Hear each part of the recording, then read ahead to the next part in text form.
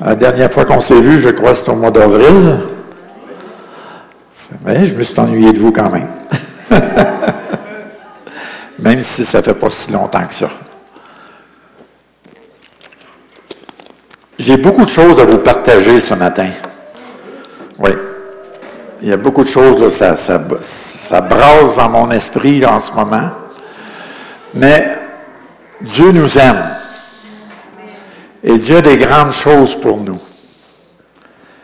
Puis il veut faire des changements. Est-ce que vous croyez ça, que Dieu veut faire des changements dans son Église? Dieu veut faire des changements. Et le but qu'il veut faire des changements, c'est qu'il veut la croissance de l'Église. Donc, quand vous savez qu'il y a quelque chose qui ne fonctionne pas, vous devez faire des changements parfois, afin que ça fonctionne. Hein? Donc, avant d'aller dans le message, je veux quelque chose. J'ai reçu une vision de l'Église ce matin, à 5 heures ce matin. Et j'étais là, j'ai dit, Seigneur, OK, c'est beau ce que je vois, mais jusqu'à où tu veux aller avec ce que je vois? Et là, il a commencé à me montrer un petit peu plus de détails. Voici l'image que j'ai eue. J'ai vu un grand arbre comme un érable, qu'il était grand, immense dans un champ. Et je voyais le Seigneur regarder l'arbre qu'il trouvait beau. Et l'arbre représente l'Église, OK? Et le Seigneur regardait l'arbre et trouvait l'arbre très beau. Mais il remarquait quelque chose, c'est que l'arbre avait arrêté de croître. Puis le Seigneur, dans son cœur, on pouvait ressentir que son désir était de croître, de voir l'arbre grandir encore plus. Et j'ai vu le Seigneur sortir une scie. Un sécateur, si vous aimez mieux. Je pense que ça va être mieux. Vous savez que ça fait un sécateur. Et le Seigneur, pour aider l'arbre à prendre sa croissance, il a commencé à couper des branches. Mais ce que j'ai vu, c'est qu'il a coupé les plus belles branches. Je trouvais ça drôle. Laissez-moi terminer. Hein? Partez pas tout de suite avec à spéculer, là. Je le voyais couper des belles branches. Mais ces branches-là, il ne les jetait pas. Ce qu'il faisait avec ces branches-là, il les distribuait à quelque part ailleurs pour qu'ils soient greffés, pour que la croissance puisse continuer en dehors même de l'arbre. Est-ce que vous me suivez toujours? Puis là, je voyais que le Seigneur, là où il a coupé des belles branches, il a mis des jeunes branches, des jeunes pousses, autrement dit, qu'il a mis, et que je voyais dans la vision que ces jeunes pousses-là donnaient l'énergie et la force à l'arbre de pouvoir continuer à grandir. Est-ce que ça va jusqu'à date? Moi, je comprends très bien la vision, là. Okay?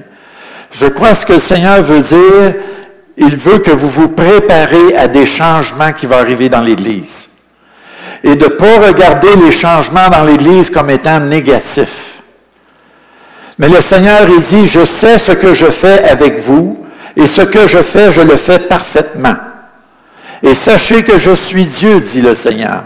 Et mon désir est que votre Église puisse croître là où ce que je vous ai planté. Ça va? Vous êtes silencieux, hein? Gloire à Dieu.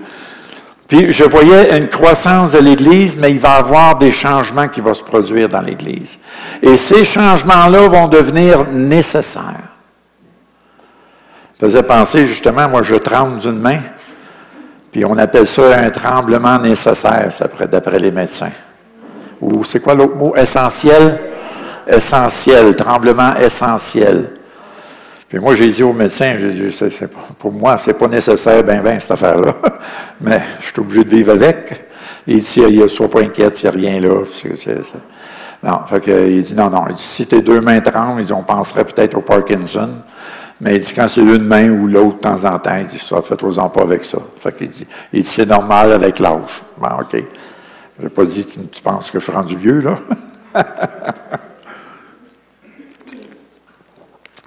Mais, qu'est-ce que j'étais en train de dire, là? Je parlais de ma main qui tremblait, là.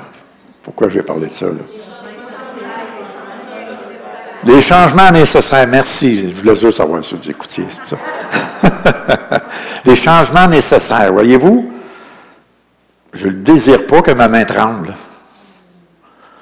Mais elle tremble. Ça a l'air que c'est un tremblement nécessaire. Il dit, je regarde ta corpulence et tu dois travailler fort dans ta vie, tu sais. Fait qu'il dit, les nerfs se relâchent quand on vieillit. Fait que, il dit, OK. Mais spirituellement aussi, il faut voir ça comme ça. Je l'ai vu à maintes reprises dans ma propre Église. Il y a eu des divisions dans nos églises. J'ai connu 4 divisions dans mon église en 25 ans. Puis chaque fois qu'il y a eu une division, ça nous déchirait, ça nous faisait mal. Mais on pouvait voir l'œuvre de Dieu s'accomplir après, faire des choses extraordinaires.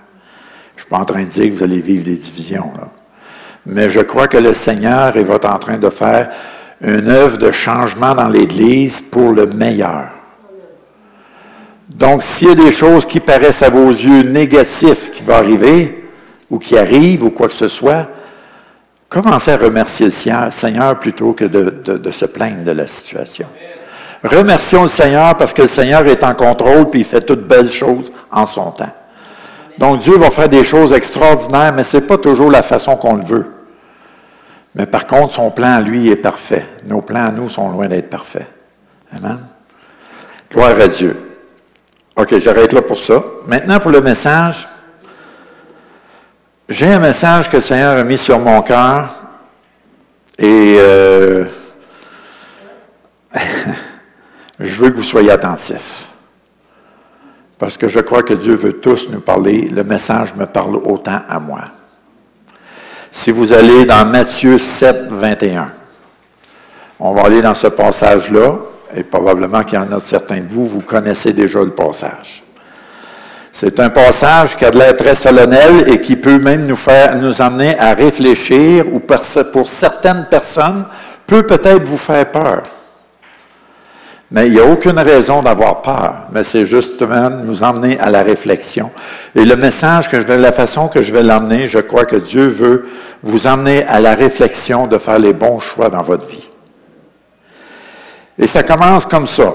Ceux qui me disent, Seigneur, Seigneur, n'entreront pas tous dans le royaume des cieux, mais seulement celui qui fait la volonté de mon Père qui est dans les cieux. Donc ici, les disciples posent la question, ils disent, Seigneur, on ne rentrera pas tous dans le royaume. Mais il dit seulement, le Seigneur, il répète ici, il dit, mais seulement celui qui fait la volonté de mon Père. Donc, à quelque part, bien-aimé, ce n'est pas une question d'appartenir à une église, à une dénomination qui est le plus important, qui va faire de vous que vous allez être sauvés. Ce qui va faire de vous que votre salut est garanti pour la vie éternelle, c'est de faire la volonté de Dieu. Quand Dieu nous parle et nous demande de faire quelque chose, il veut qu'on obéisse. On chante des merveilleux chants, on glorifie le Seigneur qui est grand, qui est amour, qui est miséricorde, qui est plein de compassion. Mais le Seigneur, il pourrait nous répondre ce matin à travers les chants qu'on a chantés, mais vous ne faites pas ce que je dis. Est-ce que vous me suivez? Tu sais, il faut s'interroger chacun de nous. Là. Je ne suis pas ici pour vous réprimander. Ça me parle autant à moi que vous, bien-aimés. Moi aussi, j'ai des choses à mettre en règle dans ma vie. Moi aussi, je dois appliquer la parole de Dieu dans ma vie. Moi aussi, je dois faire les choses correctement comme Dieu me demande de le faire. Est-ce que vous me suivez? Donc ici, il nous dit, nous n'entrerons pas tous dans le royaume des cieux, mais il dit seulement celui qui fait la volonté de mon Père. Et je crois, pour justement appuyer ce que je viens de lire, on va aller voir quelques références. Amen. On va aller voir dans Romains 2.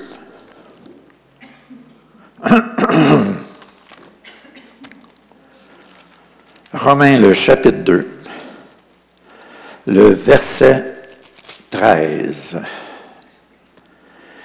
Ce ne sont pas, en effet, ceux qui écoutent la loi qui sont justes devant Dieu, mais ce sont ceux qui la mettent en pratique qui seront justifiés. Voyez-vous? Vous pouvez être dimanche après dimanche à entendre la parole de Dieu. Dimanche après dimanche, je l'ai peut-être dit, c'est bon. Ah, c'est bon d'entendre la parole de Dieu. Mais il faut que ça fasse plus d'effet que ça. Quand le Seigneur permet que vous recevez des prédications, vous recevez des messages de la parole de Dieu, nous avons un rôle important à faire, c'est de l'appliquer dans nos vies. Nous devons l'appliquer. Pas attendre le prochain sermon dimanche prochain puis avoir rien fait avec ça. Nous avons entendu des messages, des milliers de messages depuis qu'on est sauvés. Mais qu'est-ce qu'on fait avec ces messages-là? Est-ce qu'on les vit? Est-ce qu'on met la parole de Dieu en pratique dans nos vies? On a de très bons messages, je suis persuadé, je poserai la question. Plusieurs d'entre vous, vous avez peut-être lu des bons livres avec des bons éditeurs, des bons prédicateurs, des vrais prédicateurs reconnus mondialement, puis vous aimez les messages, puis vous retournez chez vous, puis vous ne faites rien avec ça. Fait que c'est ceux-là qui vont avoir à se poser la question, mais que le Seigneur vienne chercher son Église. C'est pour ça que c'est important. Bien-aimés, je veux que vous saisissiez que c'est plus le temps de niaiser en bon québécois. On est plus près du retour du Seigneur que les apôtres l'étaient il y a 2000 ans, et pourtant ils disaient que son retour était proche. On est 2000 ans plus loin, là. Donc ça veut dire qu'on est encore bien plus proche que les apôtres l'étaient. Fait que si on est plus proche du retour du Seigneur, à plus forte raison, bien-aimés, comment il est important d'appliquer la parole de Dieu dans nos vies. Comment il est important de l'appliquer, comment il est important de suivre la parole de Dieu, comment il est important qu'on doit renoncer à bien des choses dans notre vie. Il y a bien des choses dans notre vie que c'est éphémère, puis qu'on y met plus de temps, on y travaille plus de temps dans des choses éphémères que dans les choses de Dieu. Certainement qu'on va avoir des surprises, mais que le Seigneur vienne chercher son Église. Si on va voir Jacques, le chapitre 1,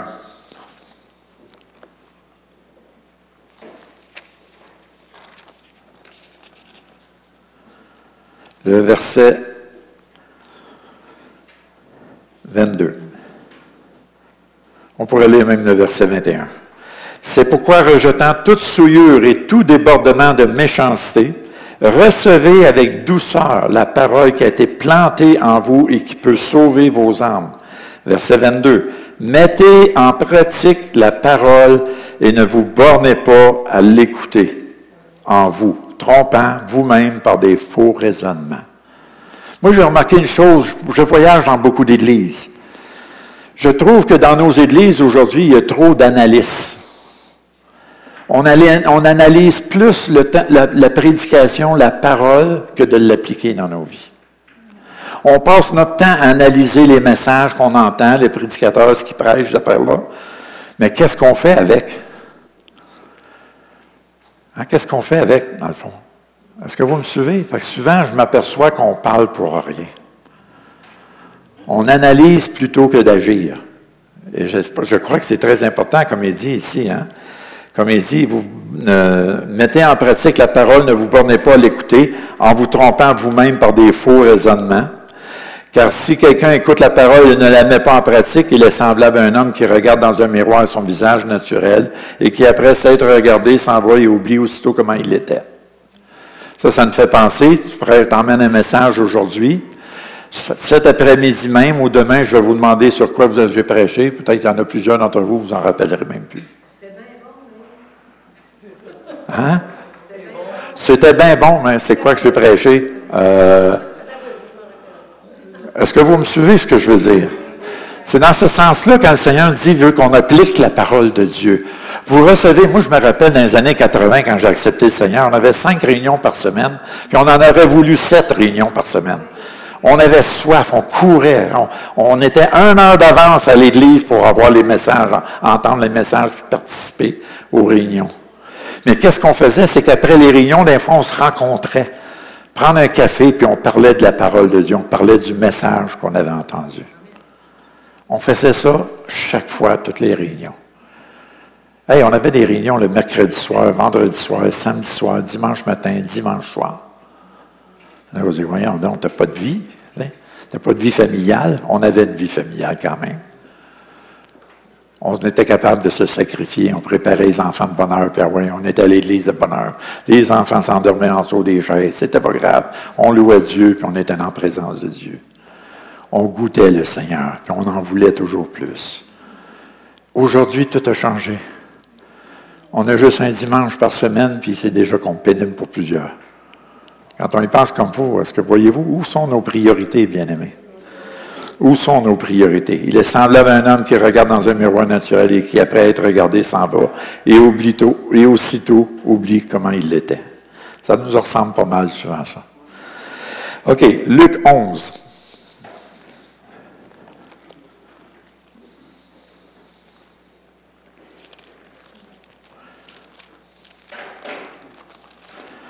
Luc 11, versets 27 et 28.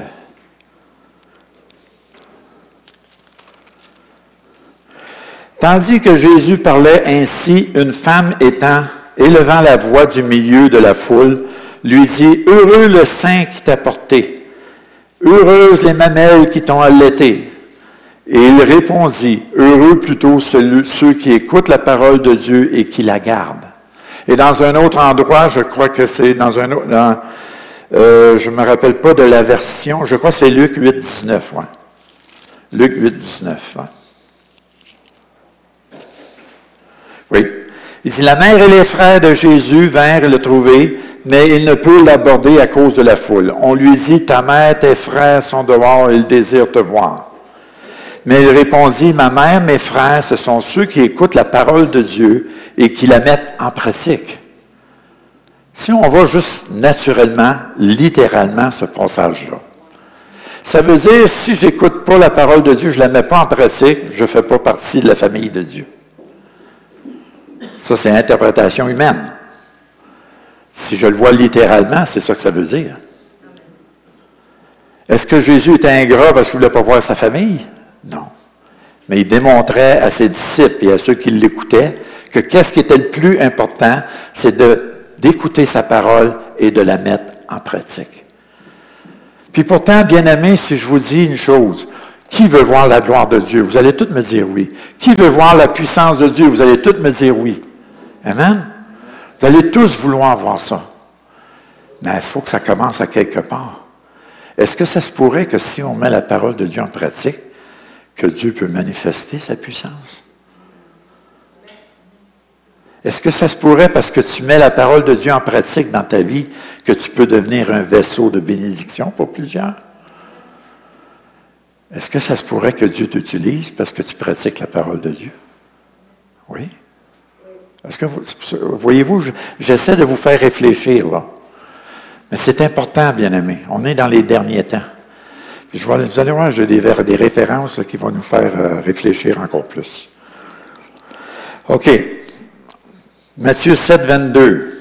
On revient dans Matthieu 7, 22, le deuxième passage, qui est justement celui qu'on n'aime pas toujours lire.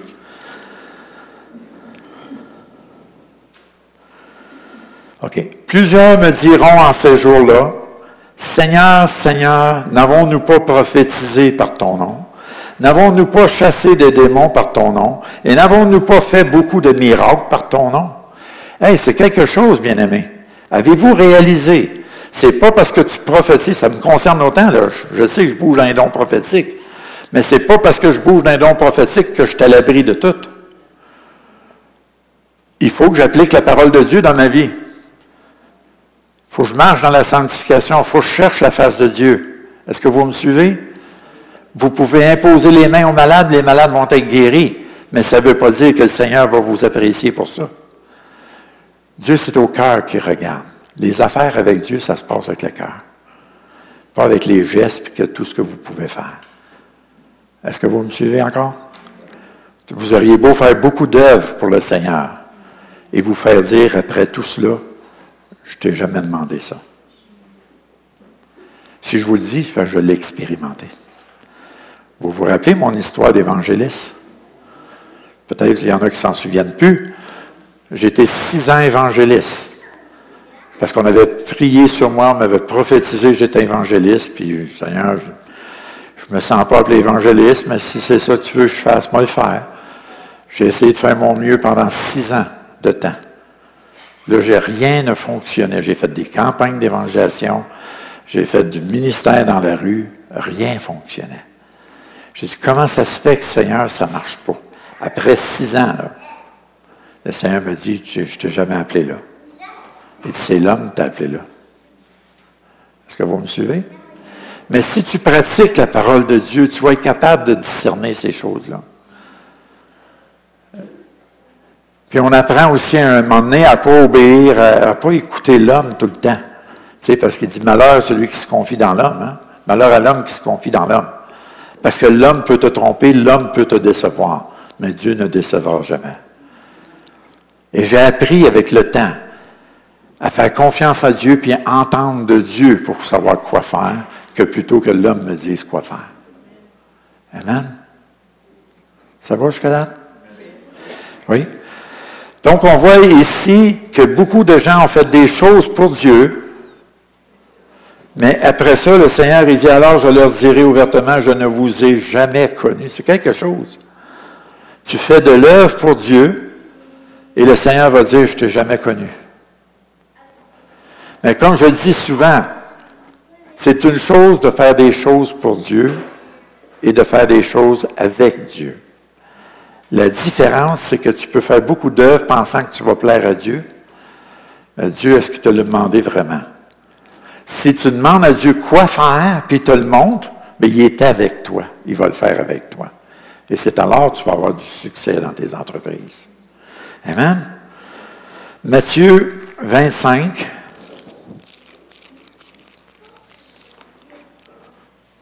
Verset, je vais le lire, oui, Matthieu 25, justement. Il dit, alors le royaume des cieux sera semblable à quoi? À 10 vierges qui, ayant pris leur lampe, allèrent à la rencontre de l'époux. 5 d'entre elles étaient folles et 5 sages. Pourquoi il y avait 5 sages? Qu'est-ce qui faisait que les vierges étaient sages? C'est parce qu'ils appliquaient la parole de Dieu. Ils mettaient la parole de Dieu en pratique. Ils ont reçu des avertissements, puis ils avaient préparé le lampe. Dieu nous avertit dans sa parole qui vient bientôt. Puis il vient chercher une Église pure, sans tache ni ride. Dieu vient chercher son Église bientôt, bien-aimés. Et c'est à nous à se parler en nous-mêmes, puis dire, est-ce que je vais être la Vierge folle ou je vais être la Vierge sage? Est-ce que je remplis mon huile? Est-ce que j'ai des réserves d'huile? L'huile qui représente l'onction de Dieu aussi. Donc, à quelque part, on voit qu'on parle de préparation, bien-aimés. Constamment, jusqu'à son retour, on doit se préparer pour sa venue. Dites-vous une chose, bien-aimés. 70 ans ou 90 ans pour les plus robustes d'une vie terrestre, plein de malheurs ou quoi que ce soit, est rien à comparer pour l'éternité avec le Seigneur. Donc, on doit penser et travailler avec la pensée de l'éternité, travailler, penser et agir comme préparer notre voyage pour l'éternité. Même la même parole me dit, regardez-vous comme étrangers et voyageurs sur cette terre. Quand vous vous en allez en vacances dans le sud ou quoi que ce soit, vous savez que ce n'est pas votre terre natale, vous savez que vous ne vivez pas là. Mais vous savez que vous allez passer un bon temps pendant une semaine. C'est le but, c'est ça, c'est d'aller vous reposer et jouir de ce bel endroit dans le sud ou quoi que ce soit. Mais vous savez que je n'aurai pas le choix, vous allez être obligé de prendre vos valises puis revenir chez vous. Mais le Seigneur est en train de nous dire qu'on est étrangers et voyageurs sur cette terre. On est des touristes seulement ici sur terre. Notre cité est en haut, c'est notre cité céleste. Et c'est ça qu'on doit penser, qu'on s'en va à la maison bientôt. Les vacances s'achèvent. Pas les vacances s'achèvent, mais non. La vie terrestre s'achève. OK? Avec ses épreuves, ça achève. Donc, vous savez ce que je veux dire. Je peux déparler, des fois, ça arrive. Mais pensez-y comme il faut. On est étrangers et voyageurs sur cette terre. Ce n'est pas une question d'église, de dénomination, quoi que ce soit. Bien-aimés, les affaires, ça se passe entre nous et le Seigneur. Puis vous n'avez pas aucune raison de dire, bien, c'est la faute d'un, faute de l'autre ou quoi que ce soit. Ton salut est individuel et tu dois travailler à ton salut. Amen? Gloire à Dieu. OK, 1 Corinthiens 13. On sait que c'est le chapitre de l'amour.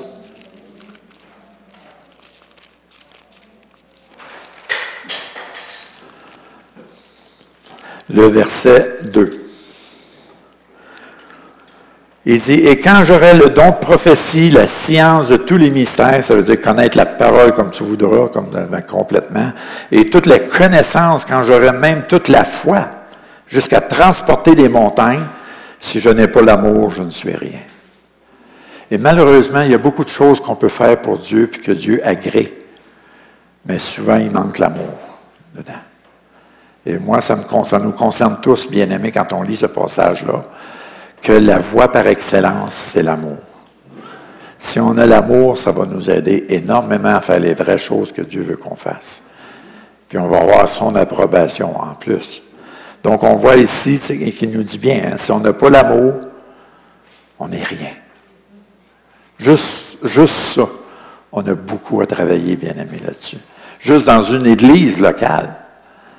On ne parle pas de tous les frères et sœurs à travers le monde. On parle d'une église locale. Si je n'ai pas l'amour, je ne suis rien. C'est quelque chose. On a à travailler là-dessus. Gloire à Dieu. Vous m'aimez toujours, oui? Vous êtes mieux. Marc 9.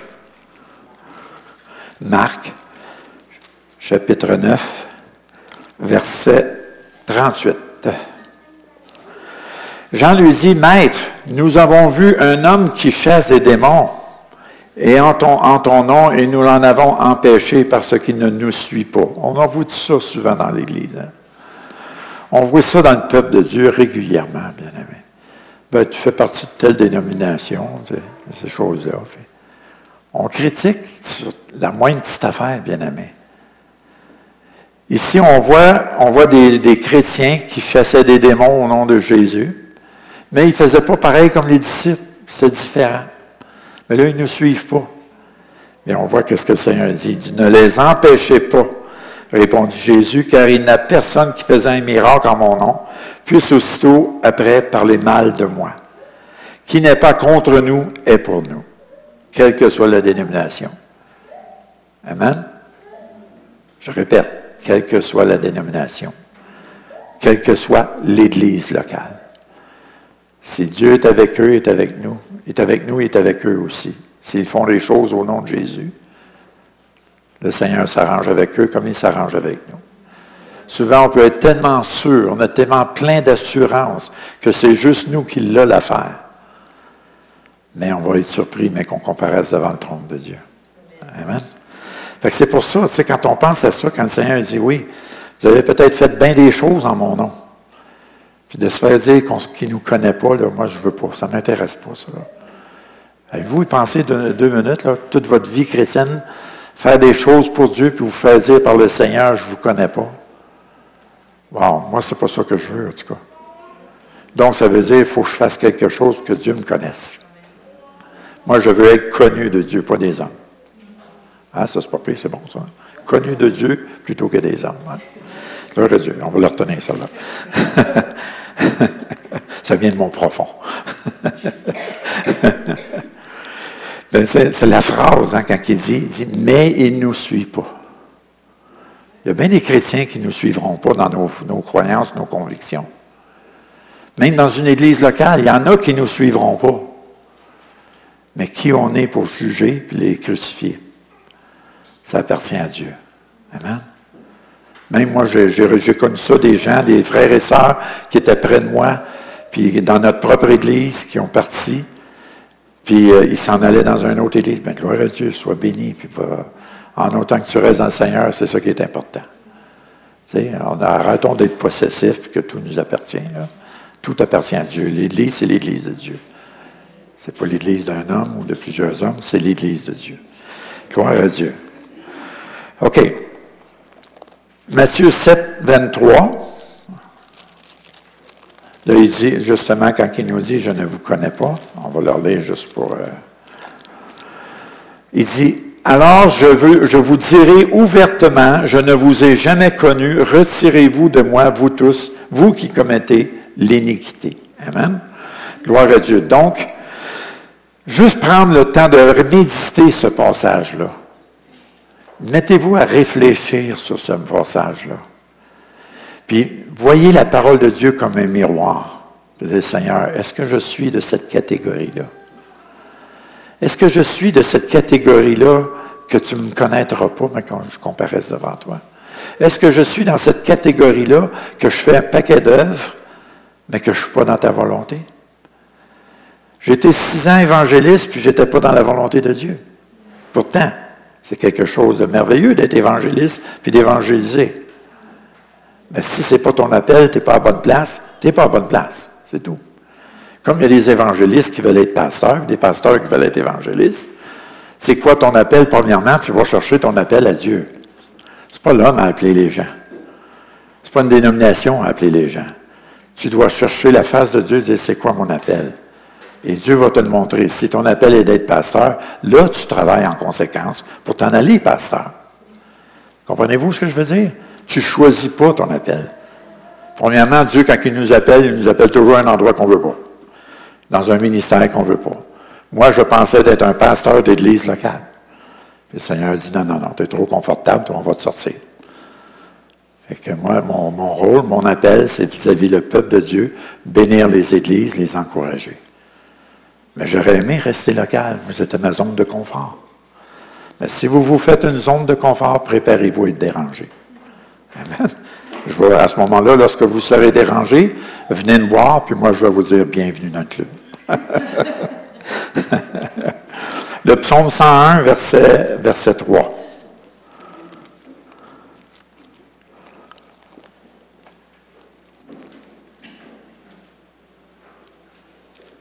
Psaume 101, le verset... C'est ça, j'ai dit 101, oui. Psaume 101, verset 3. Oui, 3 à 5, je crois. Oui.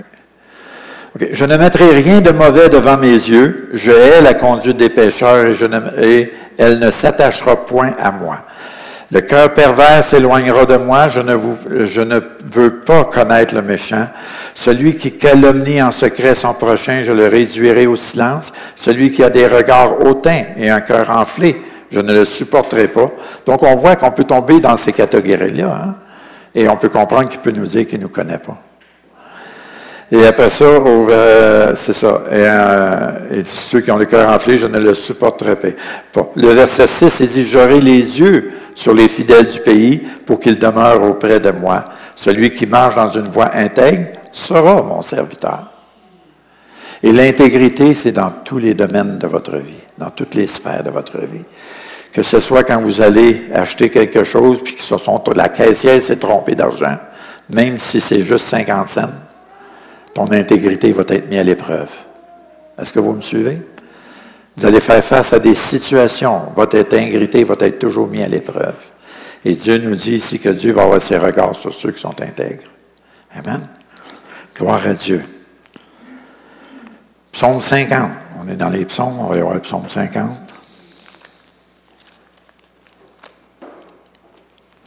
« 16 à 23.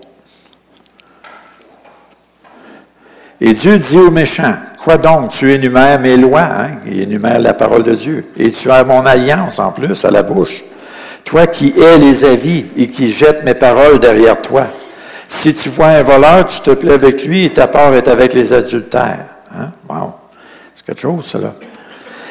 Après ça, il dit, tu livres ta bouche au mal et ta langue est un tissu de tromperie. Tu t'assis et tu parles contre tes frères, tu diffames le fils de ta mère. Voilà ce que tu as fait et je me suis tu. Tu t'es imaginé que je te ressemblais, mais je vais te reprendre et tout mettre sous tes yeux. Prenez-y donc garde, vous qui oubliez Dieu, de peur que je ne déchire sans que personne délivre. Celui qui offre pour sacrifice des actions de grâce me glorifie, et à celui qui veille sur sa voie, je ferai voir le salut de Dieu. Donc, il nous dit ici que si on veille sur notre voie, on va voir le salut de Dieu. Mais l'inverse veut dire que si tu ne veilles pas sur ta voie et que tu as toujours un comportement de jugement, de critique, de médisance, ça veut dire que tu ne pourras pas voir le salut. Est-ce que vous me suivez? Donc, tu sais, la parole de Dieu, il faut la prendre dans tout son entier. Dieu nous parle parce qu'il veut nous enseigner, il veut nous corriger, mais il veut nous protéger aussi en même temps. Parce qu'il désire notre bien. Donc, il va prendre le temps de vouloir nous avertir. De lui-même, par ses serviteurs aussi, il va prendre la peine de nous avertir parce qu'il nous aime. Puis il veut le meilleur pour nous. Amen.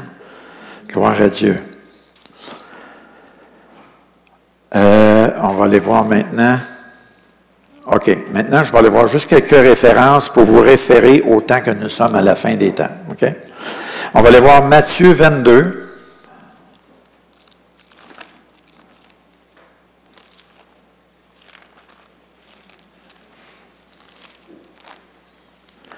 Matthieu 22, verset 14.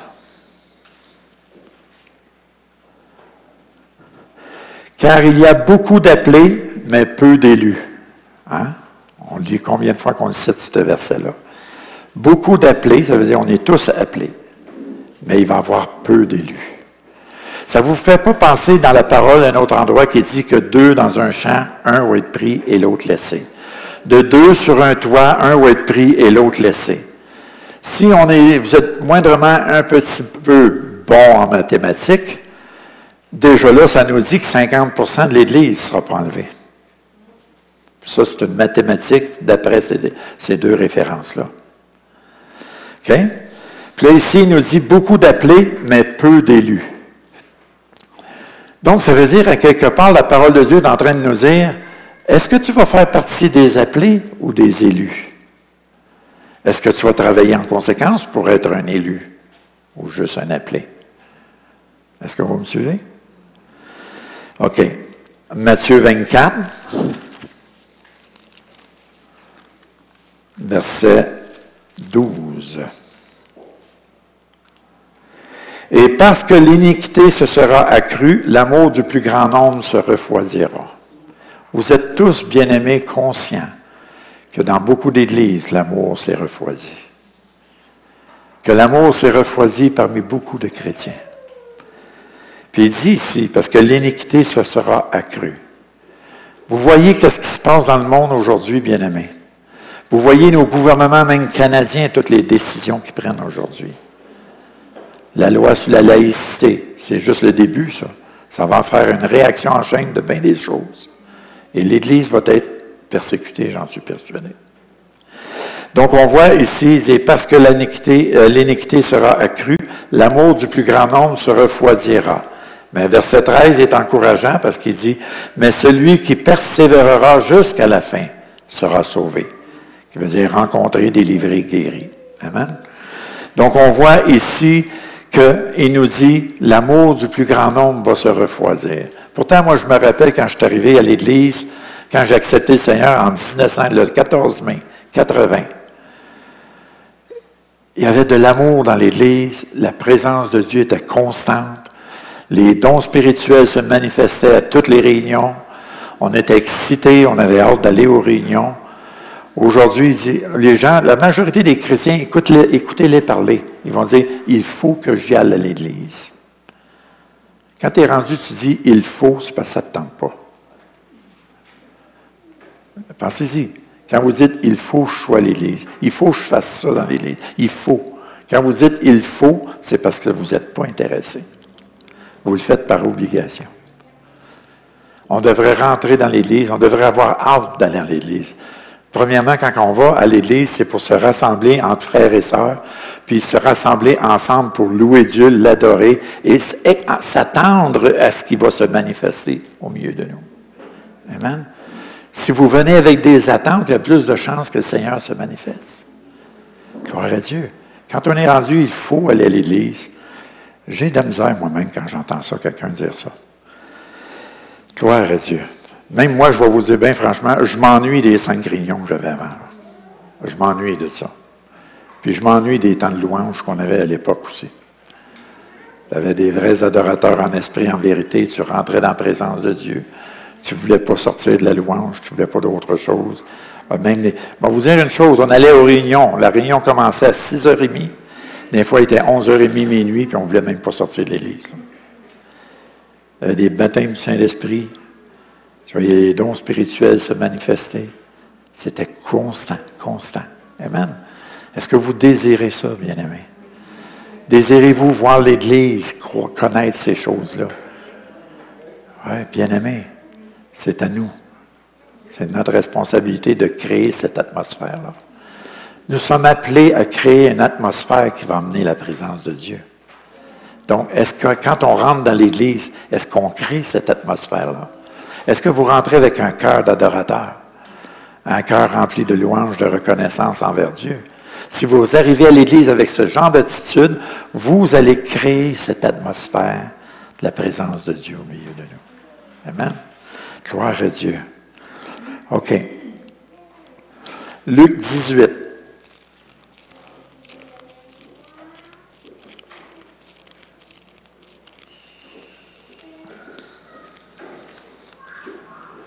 verset 8. Je vous le dis, il leur fera promptement justice, mais quand le Fils de l'homme viendra, trouvera-t-il de la foi sur la terre? Trouvera-t-il de la foi sur la terre? Je me rappelle, moi, dans les années 80, je lisais ce passage-là, puis je disais, Seigneur, ça n'a pas de sens, on voyait de la foi constamment. J'avais de la foi, tout le monde avait de la foi, tu voyais des miracles, des guérisons. Là, j'ai dit, Seigneur, ça n'a pas de sens. À la fin des temps, trouvera-t-il de la foi? C'est quelque chose, là. Ça nous concerne, bien-aimés, là. Quand le Seigneur va venir, trouvera-t-il de la foi? C'est quelque chose, là. Là, je peux comprendre que de deux dans un champ, un va être pris, l'autre laissé. Mais moi, Seigneur, je veux être dans le bon côté, là.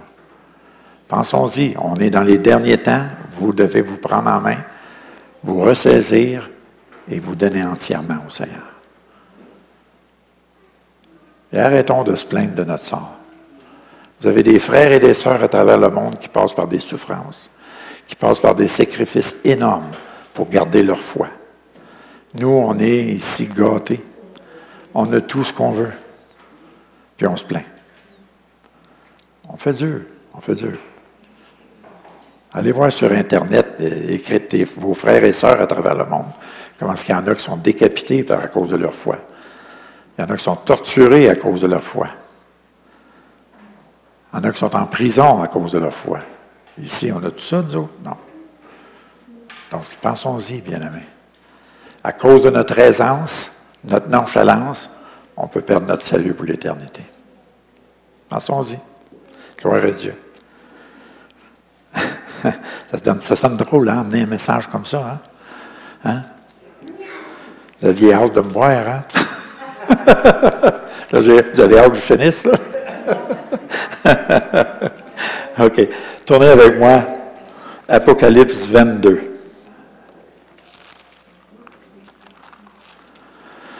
Là, l'Apocalypse 22, je vous emmène ce passage-là pour une raison. J'ai réalisé, moi, dans les derniers mois, les dernières années même, je dirais, que notre salut est rendu chacun pour soi.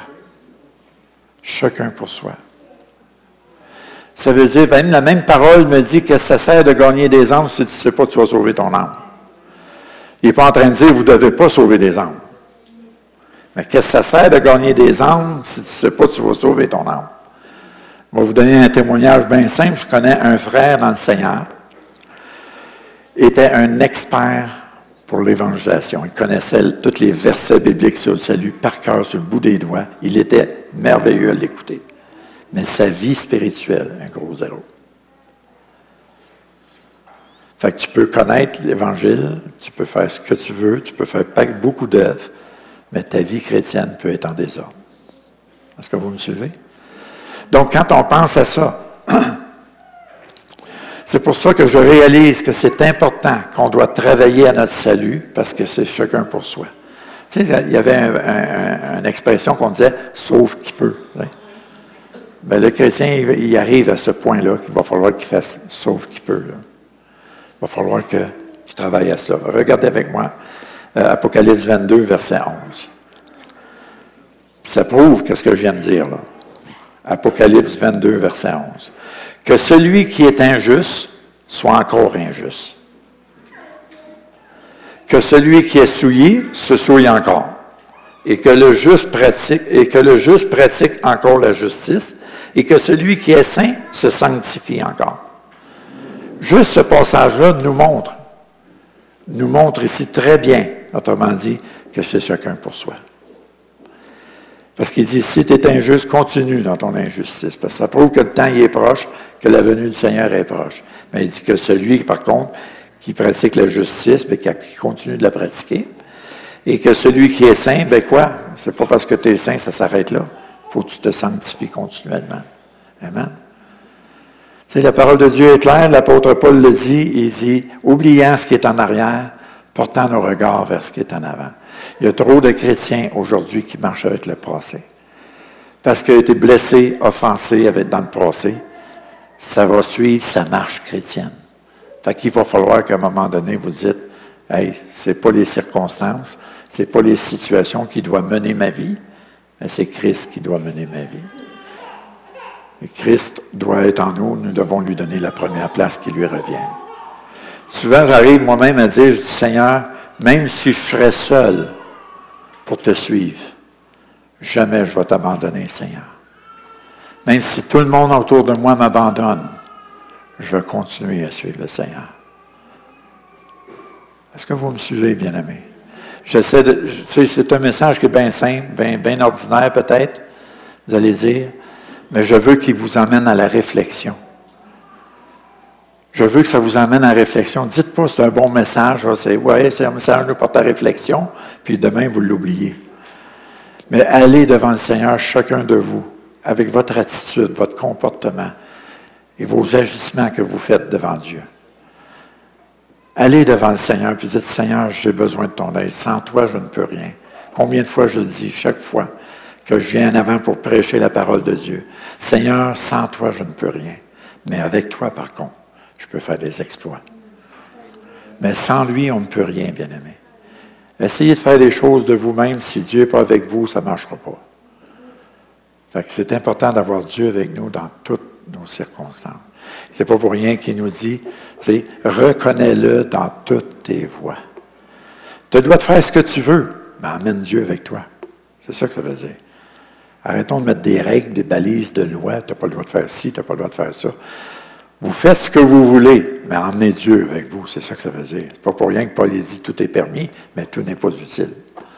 Fait quand on pense à ça, Dieu nous a créés à toute liberté. On marche dans la liberté de Christ. On est des enfants de Dieu. Nous sommes libres. Et on peut faire ce qu'on veut. Bien entendu, comprenez-moi bien, là. On peut faire ce qu'on veut, mais emmène Dieu avec toi. Si tu emmènes Dieu avec toi, lui, il va dire, non, c'est mieux de ne pas faire ça, c'est mieux de ne pas faire ça. Amen. C'est pas avec des lois, avec des règles que ça va te bénir ta vie, non. Ta vie va être bénie, tes entreprises vont être bénies, tes activités vont être bénies, en autant que tu amènes Dieu avec toi. Amen. Puis pensez-y bien comme il faut, bien-aimés. Travaillons à ne pas être dans la catégorie que le Seigneur va dire, je ne vous connais pas, je ne vous ai jamais connu. Quand vous y réfléchissez, ça fait mal même quand tu le lis, ce passage-là. Tu dis, hey, ça n'a pas de sens, c'est puissant ce verset-là, c'est profond et puissant ce passage-là.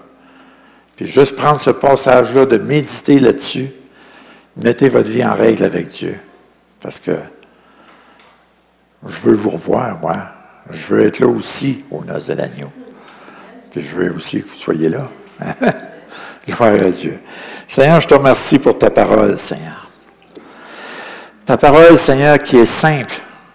Ta parole, Seigneur, qui est merveilleuse. Tu nous enseignes, tu nous instruis à travers elle. Ton désir, Seigneur, c'est de nous avertir afin que nous puissions marcher, Seigneur, en nouveauté de vie à chaque jour. Ton désir, Seigneur, c'est de nous emmener dans ce chemin de sainteté, de renoncement, parce que tu désires le meilleur pour nous, Seigneur. Père, premièrement, on veut te demander pardon pour toute faute, tout péché qu'on a pu commettre jusqu'à présent. Que ce soit dans nos paroles, dans nos faits et gestes, dans nos actes.